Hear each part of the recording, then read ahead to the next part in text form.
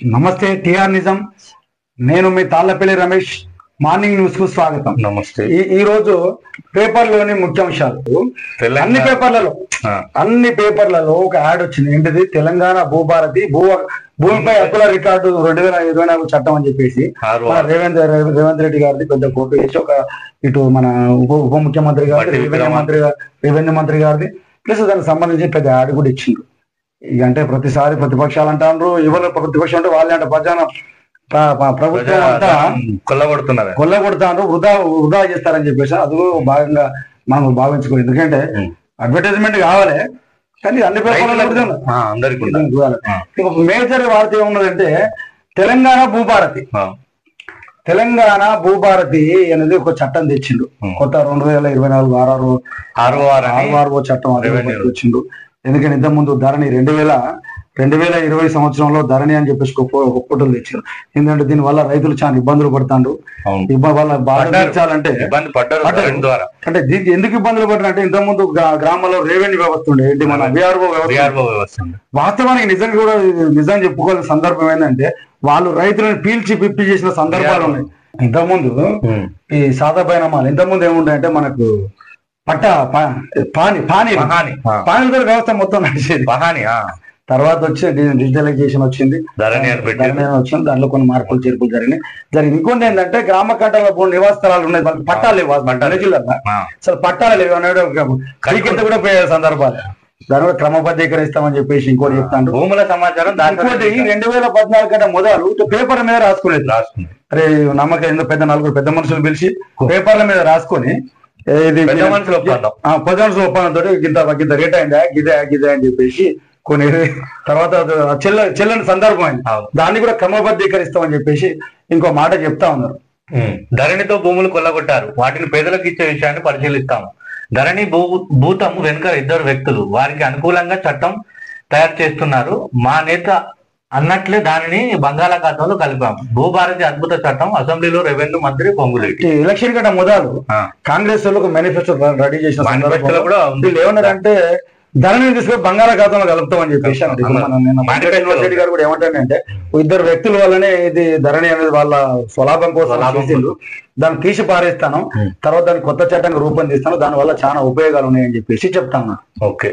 ఇంకా ఇంకోటి ఏంటంటే భూముల సమాచారం దాచరేరిక ఎవరినైనా ఎక్కడి నుంచి అయినా వివరాలు చూసేలా 11 కాలంలో బహాని అంట. ఇంతకుముందు ధరణిని నువ్వు దాన్ని పోల్చుకుంటే ఒక సందర్భం ఉన్నది. ధరణిలో ఉండే ధరణిలో ఉన్న భూభారతి ఇప్పుడు పాత చట్టాన్ని కొత్త చట్టాన్ని పోల్చుకుంటే అనుభవతారణ కాలము ఇందులో లేదు, ధరణిలో తీసి పారేసింది. ఎందుకంటే మన భూమి ఎవడు అనుభవిస్తా ఉండో వాని పేరు ఉండాలి. ఉన్నప్పుడు తెలుస్తుంది వీడు కమలాకర్ చేస్తాడా, రమేష్ చేస్తాడా, పలాని వెంకన్న చేస్తాడా, మల్లయ్య చేస్తాడా ఉండాలి. దాన్ని తీసి పారేది. దానివల్ల ఇబ్బందులు పడ్డారు. దీంట్లోనేమో ఆ సేమ్ అది ఏంటి అనుభవదారుని కాలాన్ని 2024 66 బిల్లులో భూభారతి ఉంది. ఇంకోటి పార్టీపై వ్యవస్థ భూముల జాబితాను పరిష్కరించారు వీళ్ళు. ఇందులో పరిష్కరిస్తామని కొత్త చట్టం చెప్తాను. భూ వివాదాలు తలెత్తే పరిష్కారాలు అధికారాలు తహసీల్దారులకు, ఆర్డీఓలకు, కలెక్టర్లకు ఇంత ముందు లేవు. ఇప్పుడు సేమ్ అవి ఇస్తామని చెప్పేసి అంటారు. పాత ఇది ధరలు ఏమున్నదంటే అసైన్ భూముల పట్టాదారు పాసు పుస్తకం లేదు. 13 పాసు పుస్తకాలను పొందే అవకాశమే లేవు. అసైన్ భూములు ఉన్నాయి. ఈ అసైన్ భూములన్నీ ఎస్సీ ఎస్టీలకే ఉన్నాయి. అమిత్ షా క్షమాపణ చెప్పాలి, అంబేద్కర్ అవమానిస్తే దేశం సహించదు. రాహుల్ కేబినెట్ నుంచి షాను తక్షణమే తొలగించాలి. ఖర్గే నిన్న కూడా గురుకులాలపై మాటలు అడుగుతాను. నిన్న కూడా నేను ఒక ప్రత్యక్షంగా వీడియో ఇది కూడా హైలైట్ కావాల్సిన ఒక వీడియోను ఒక గురుకుల ఇక్కడ వాళ్ళకి మంచి భోజనాలు పెడతలేరు అని చెప్పేసి నిన్న మనం కలెక్టర్ ఒక వీడియో చూసినాం. అది మనం మార్నింగ్ న్యూస్ లో కూడా చదివినాం. అదే విషయాన్ని ఒక గురుకులలో నేను పంపితే వాళ్ళు మనకు రిటర్న్ ఏమంటారు అంటే అర్జెంట్ తీసేయండి అని చెప్పేసి అంటారు. ఎందుకోసం తీసేయంటారు అర్థం కాలే. మరి దానివల్ల పిల్లలు ఏమైనా అంటారు కూడా అర్థం కాదు.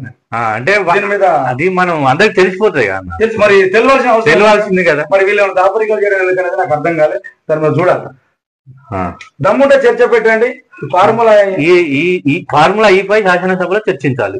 అప్పుడే ప్రజలకు నిజాలు తెలుస్తాయంట. సీఎం రేవంత్ రెడ్డి నడుస్తుంది కాబట్టి దాని పని చేసుకుంటా పోతా ఉంటది. ప్రతిరోజు దీన్ని ఒక్కదానే కాదు, సమస్యలు చాలా ఉన్నాయి సార్. ఇప్పుడు వ్యక్తిగతంగా ఉన్నదని చెప్పేసి మాట్లాడతారు అని చెప్పి జనం అనుకుంటాను. ఇంకోటి కూడా మెయిన్ వార్త అన్ని పేపర్లలో వచ్చింది.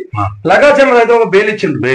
ఇది వాస్తవానికి ఏముంటదంటే ప్రతిపక్షాల డిమాండ్ కావచ్చు, వ్యతిరేకత కావచ్చు, వాళ్ళ న్యాయం కావచ్చు, వాళ్ళ బెయిల్ వచ్చినందుకు సంతోషించారు.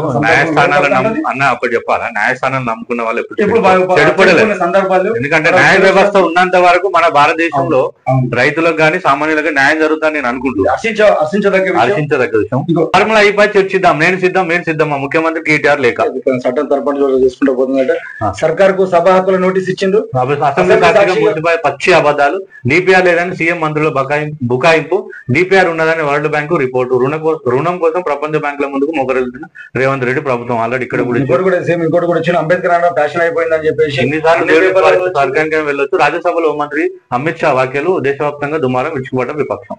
ఈ సందర్భానికి వచ్చిన తర్వాత అంబేద్కర్ అంటే మాత్రం ఏ సంఘాలు గాని ఏ కులాలు గాని అంబేద్కర్ ఒక సంఘానికి కుల వ్యవస్థకు సంబంధించిన వ్యక్తి, సమాజాన్ని నిర్మించాలలో మొదటి వ్యక్తి.